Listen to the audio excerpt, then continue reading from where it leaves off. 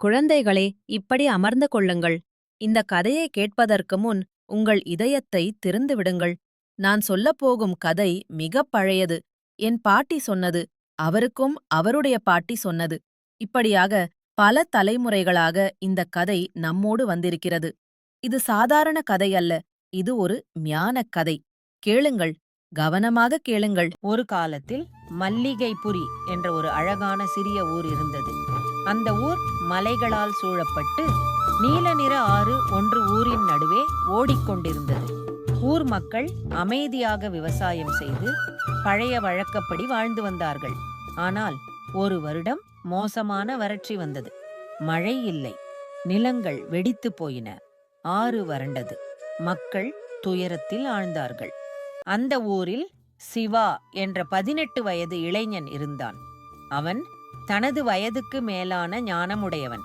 மற்ற சிறுவர்கள் விளையாடும்போது அவன் ஊர் முதியவர் கூட்டத்தில் அமர்ந்து பழைய கதைகளை கேட்பான். அவனுக்கு ஒரு தனித்தன்மை இருந்தது. அவன் தாவரங்களுடன் பேச முடியும் என்று நம்பப்பட்டது. அவன் செடி கொடிகளின் அருகில் சென்று மெதுவாகப் பேசினால் அவை பசுமையாக வளரும் என்பது ஊர் நம்பிக்கை. ஒரு நாள் ஊர் தலைவர் சிவாவை அழைத்து, மகனே, இந்த வறட்சியிலிருந்து நம்மை காப்பாற்ற ஒரு வழி தேடு. நீ புதிர்களை புரிந்து கொள்ளும் சக்தியுடையவன் என்று கேள்விப்பட்டிருக்கிறேன். நம் முன்னோர்கள் பேசிய மர்மத் தோட்டம் பற்றி நீ கேள்விப்பட்டிருக்கிறாயா? சிவா தலையாட்டினான். கேள்விப்பட்டிருக்கிறேன் தாத்தா, ஆனால் அது வெறும் கதை என்றுதான் நினைத்தேன். அந்த தோட்டம் உண்மையில் உள்ளது. அது 9 மந்திர மலர்கள் வளரும் இடம். அந்த மலர்களை பெற்று வந்தால் மழை வரும், நிலம் சொர்க்கமாகும். ஆனால் அந்த தோட்டத்துக்கு பயணம் ஆபத்தானது. பலர் சென்று திரும்பவில்லை. நம்மூர் மக்களை காப்பாற்ற இதுவே தக்க சமயம். சிவா கண்களில் தீபம் ஒளிர்ந்தது. நான் போகிறேன் என்று உறுதியாக கூறினான். முதல் சோதனை பேசும் மரம். சிவா பயணம் தொடங்கினான். அவனுடன் ஒரு சிறிய துணி மூட்டை, ஒரு மரக்கடிவாளம் மற்றும் அவன் பாட்டி கொடுத்த அறிவு விளக்கு. ஒரு சிறிய வெண்சீரக விளக்கு மட்டுமே இருந்தது. பாட்டி சொல்லியிருந்தார், இந்த விளக்கு உனக்கு வழிகாட்டும். இது எரியும் வரை நீ பாதையில் இரு. 3 நாட்கள் நடந்து ஒரு அடர்ந்த காட்டை அடைந்தான். அங்கே ஒரு பெரிய பழைய வேம்பு மரம் இருந்தது. மரத்தின் அடியில் ஒரு கிழவர் அமர்ந்திருந்தார். அவர் கண்கள் மூடியிருந்தன. தாத்தா, மர்மத் தோட்டம் எந்த பக்கம் என்று சிவா கேட்டான். பெரியவர் கண்களை திறக்கவில்லை. முதலில் எனக்கு பதில் சொல் என்று குரல் கொடுத்தார். உலகில் மிக வல்லமை வாய்ந்தது எது? சிவா சிறிது நேரம் யோசித்தான். வல்லமை என்பது வாழ்வேல் அல்ல, மிக வல்லமை வாய்ந்தது காதல். அது பகையை நட்பாக்கும், கல்லை கரையச் செய்யும். பெரியவர் சிரித்தார். கண்களை திறந்தார். அவர் கண்கள் மரத்தின் பட்டைகளைப் போல் வயதானவை. நீ சரியாகச் சொன்னாய். ஆனால் உண்மையான காதல் தன்னை மறந்த கருணை. இதோ இந்த மரத்தின் ஒரு கிளையை முறித்துக்கொள். அது உன் பயணத்தில் உதவும். சிவா கிளையை முறித்தான். அது அவன் கையில் சிறிய தடியாக மாறியது. பெரியவர் மறைந்தார். மரம் பேசியது.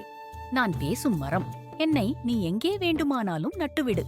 நான் உனக்கு நிழல் தருவேன், பழம் தருவேன். சிவா நன்றி சொல்லி பயணத்தை தொடர்ந்தான். 2ஆம் சோதனை கண்ணாடி பூங்கா. அடுத்து அவன் ஒரு விசித்திரமான இடத்தை அடைந்தான்.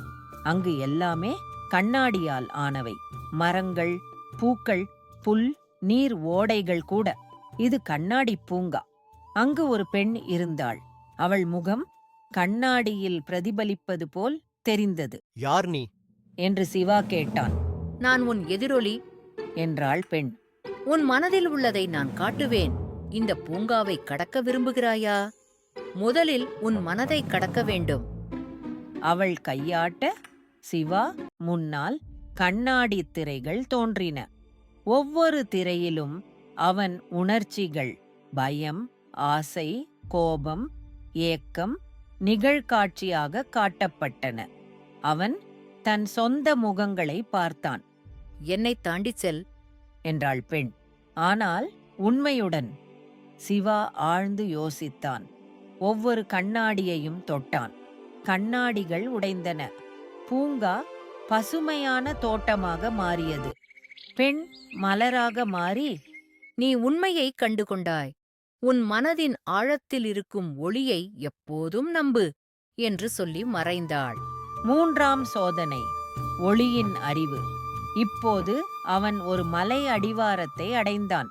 அங்கே கருப்பாக ஒருவர் இருந்தார். நம்மை தாண்ட முடியாது. நான் பயங்களின் நிழல். சிவா அஞ்சவில்லை. அவன் பாட்டி கொடுத்த விளக்கை எடுத்தான். விளக்கின் ஒளி அவர் மேல் பட்டது. அவர் மறைந்தன. ஆனால் மறுபடியும் தோன்றினார். ஒரு குரல் கேட்டது. நிழல்களை ஒளி கலைக்கும். ஆனால் சுவர் உன் சொந்த எல்லைகள். நீ விரும்பும் எல்லைக்குள் நீயே கட்டிய சுவர். சிவா புரிந்து கொண்டான்.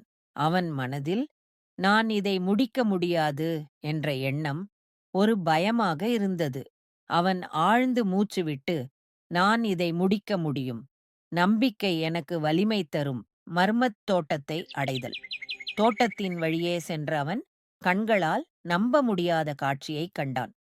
இதுதான் மர்மத் தோட்டம். வானவில்லின் எழுநிற மலர்கள் எங்கும் பூத்திருந்தன. மரங்கள் பொன்னிற பழங்களை தொங்கவிட்டன. நீரூற்றுகள் தேனைப் போல் இனிமையாக ஒலித்தன. தோட்டத்தின் நடுவே 9 வெவ்வேறு நிற மலர்கள் பூத்திருந்தன. ஒவ்வொரு மலரும் ஒரு விலை உயர்ந்த கல்லைப் போல் ஒளி வீசியது. அவற்றின் அருகே ஒரு முதியவள் அமர்ந்திருந்தாள். வரவேற்கிறேன் சிவா என்றாள் அவள், கண்கள் நிறைந்த அன்போடு. நீ பல சோதனைகளை தாண்டி வந்திருக்கிறாய். ஆனால் இந்த மலர்களை பெற இன்னும் ஒரு கடைசி சோதனை. அது என்ன?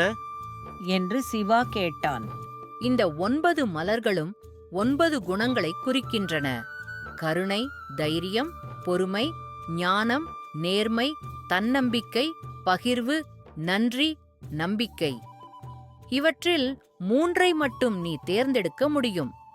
மற்றவை நீ எடுத்துச் செல்ல முடியாது. தேர்வு செய். சிவா மலர்களை பார்த்தான். எல்லாம் அழகாக இருந்தன. அவன் ஊருக்கு எல்லா மலர்களும் தேவைப்பட்டன. ஆனால் 3ஐ மட்டுமே தேர்வு செய்ய வேண்டும். அவன் யோசித்தான். நான் கருணை, பகிர்வு, நம்பிக்கை இம்மூன்றை தேர்ந்தெடுக்கிறேன். ஏன்? என்றாள் முதியவள். ஏனென்றால் கருணை இல்லை என்றால் வாழ்க்கை கடினம். பகிர்வு இல்லை என்றால் சமூகம் சிதைந்துவிடும். நம்பிக்கை இல்லை என்றால் எதுவும் சாத்தியமில்லை. இம்மூன்றும் என் ஊருக்கு இப்போது மிகத் தேவை என்றான் சிவா. அவள் 9 மலர்களையும் பறித்து ஒரு கூடையில் வைத்து சிவாவிடம் கொடுத்தாள். சிவா அந்த முதியவளுக்கு நன்றி கூறினான். நன்றி அம்மா. உங்களால தான் இப்போ எங்கள் ஊர் செழிப்படையப் போகிறது. பகுதி 6. திரும்பிய வழி மற்றும் மாற்றம். சிவா மகிழ்ச்சியோடு திரும்பினான். பயணம் திரும்பும் வழியில் அவன் சந்தித்த பேசும் மரத்தின் கிளையை வழியில் நட்டான். அது உடனே ஒரு பெரிய மரமாக வளர்ந்தது. அதன் கீழ் ஒரு நீரூற்றும் தோன்றியது. கண்ணாடி பூங்காவில் அவன் ஒரு மலரை நட்டான். அது ஒரு பசுமை மாற்றத்தின் ஆரம்பமாக இருந்தது. நிழல்களின் இடிபாடுகளில் அவன் மற்றொரு மலரை நட்டான். அது ஒளியை பரப்பியது. அவன் ஊர் திரும்பிய போது மக்கள் ஆச்சரியத்தால் வாயடைத்துப் போனார்கள். அவன் 9 மலர்களையும் ஊரின் வெவ்வேறு பகுதிகளில் நட்டான். ஒவ்வொரு மலரும் வெவ்வேறு நிறத்தில் பூத்தது. முதல் மலர் கருணை மலர். நடப்பட்ட நாளிலிருந்து ஊர் மக்கள் ஒருவருக்கொருவர் அன்பாக நடந்து கொள்ளத் தொடங்கினார்கள். பசியோடு இருப்பவருக்கு உணவு கொடுத்தார்கள். 2ஆம் மலர் பகிர்வு மலர் பூத்தபோது செல்வந்தர்கள் தங்கள் நெல்லை ஏழைகளுடன் பகிர்ந்து கொண்டார்கள். ஒற்றுமை வலுப்பெற்றது. 3ஆம் மலர் நம்பிக்கை மலர் வானத்தை நோக்கி பூத்தது. அன்று இரவே கரும் மேகங்கள் கூடின. மழை பொழிந்தது. ஆறு நீர் நிறைந்தது. வயல்கள் பச்சையாக மாறின. ஆனால் மற்ற மலர்களின் மந்திரமும் செயல்பட்டது. தைரிய மலர், ஞான மலர், பொறுமை மலர் ஒவ்வொன்றும் ஊரின் ஒரு பிரச்சனையை தீர்த்தது. பேசும் மரத்தின் கிளையிலிருந்து வளர்ந்த மரம் நியாய மரம் என்று அழைக்கப்பட்டது. யாருக்கும் எந்த பிரச்சனை இருந்தாலும் அந்த மரத்தின் கீழ் அமர்ந்து பேசுவார்கள். மரம் நிழல் தரும், இதயங்கள் இணங்கும். பகுதி 7. பாடம் மற்றும் முடிவு. ஊர் மீண்டும் செழிப்படைந்தது. ஆனால் இப்போது மக்கள் வெறும் வயல்வெளிகளை விட அதிகம் பெற்றிருந்தார்கள். அவர்கள் ஒரு புதிய மனப்பான்மையை பெற்றிருந்தார்கள். சிவா ஊர் தலைவரானான். ஆனால் அவன் அதிகாரம் செலுத்தவில்லை. அவன் வழிகாட்டினான். குழந்தைகளே, கதை இதோ முடிந்தது. இந்த கதையிலிருந்து நாம் என்ன கற்றுக்கொள்கிறோம்? நாம் எல்லாருக்குள்ளும் நல்ல குணங்கள் இருக்கிறது பாட்டி என்று சிவன்யா கூறினாள். ஆம், மிகவும் சரி. மர்மத் தோட்டம் நம் உள்ளத்தில்தான் இருக்கிறது. 9 மலர்களை நாம் வளர்த்துக் கொள்ள வேண்டும்.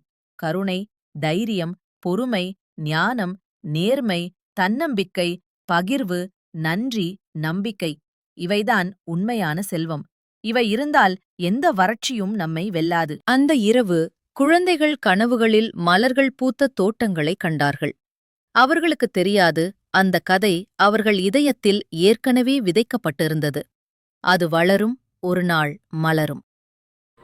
செல்லக்குட்டிங்களா, தினமும் பாட்டி சொல்கிற கதையை கேட்கணுமா? டிவன் ஸ்டோரி சேனலை சப்ஸ்கிரைப் பண்ணி பெல் ஐக்கனை கிளிக் பண்ணுங்கள். லைக் பண்ணி கமெண்ட் பண்ணி உங்கள் ஃப்ரெண்ட்ஸுக்கும் ஷேர் பண்ணுங்கள். பாய்.